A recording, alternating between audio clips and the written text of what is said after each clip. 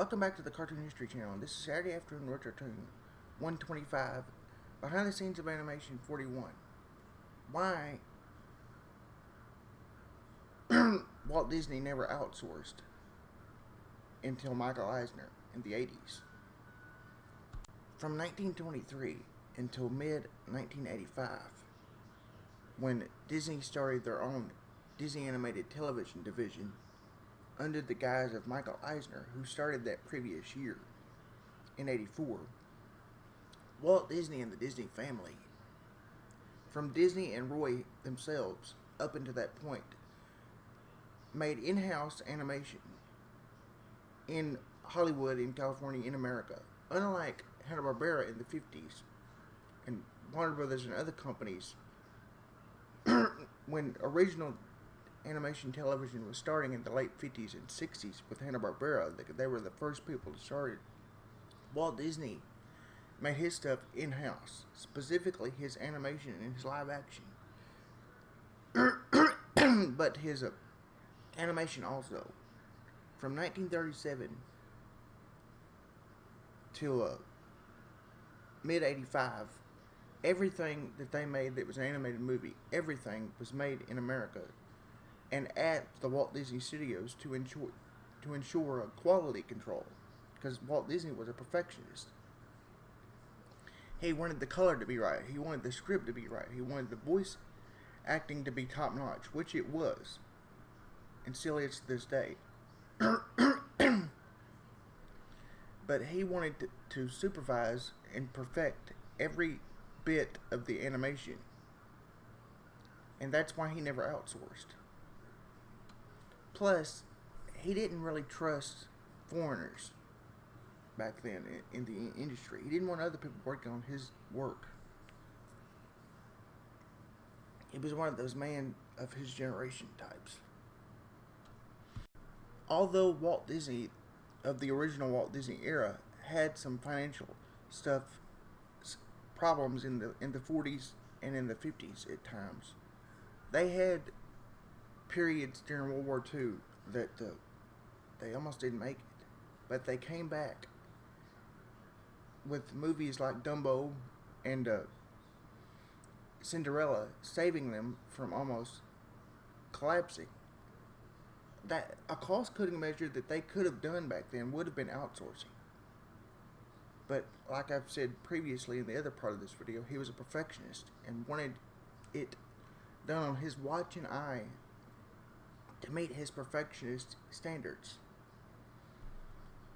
His famous core original group of people that were originally the 9 Young Bucks were what later he coined as his 9 Old Men. All of them are dead now, but they're a core example of what made the animation great back then. And they were his core group of people that worked in-house at Disney. So even talent-wise, he didn't need to outsource. But he also wasn't... He knew how to spend the money and knew how to get the good ideas. But he wasn't ever focused on the budget. He just wanted the good idea done. The budget-focused part wasn't Walt's. It was Roy, his brothers. Now, in the 1980s, when they were having a dip in animated movies, by the mid-80s, right before... in 85, around the time that they were making Little Mermaid, but before it came out, because it didn't come out till 89, and the Disney Renaissance didn't happen until 89. They were looking to make the Disney Channel under the new current at the time, current and new at the time, CEO and head of the company, Michael Eisner.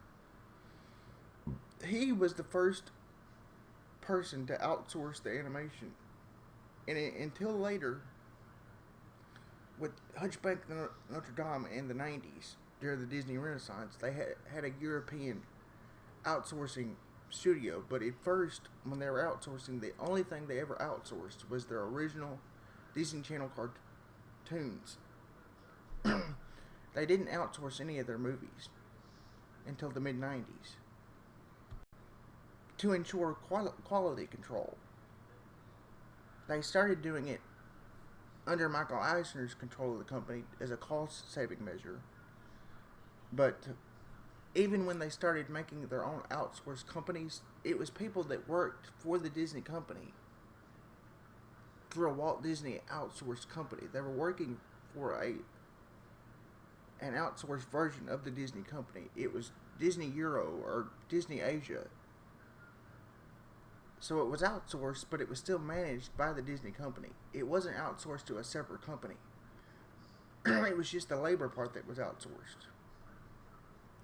So even when they did start outsourcing, it kept that traditional Walt Disney perfectionist in a quality of work. That's why really you can't tell these days, because they still outsource from time to time to save money. But Walt Disney originally didn't, because, like I said, he wanted it to be American made, and he was an American big businessman perfectionist. Join me next Saturday for a Saturday afternoon Retro Tune 126 and a behind the scenes of animation 42. Tell me in the comments what you want for the next video, and vote on the best idea. I want to hear your suggestions, and I want to do what you want to do, but so also vote on the most popular idea. And if you like these videos and you want to hear me from the next video, remember to like, subscribe, and comment, and tell me what you like about the channel and the videos. And hit the notification bell so you always know about my videos every Friday and Saturday at 3 p.m.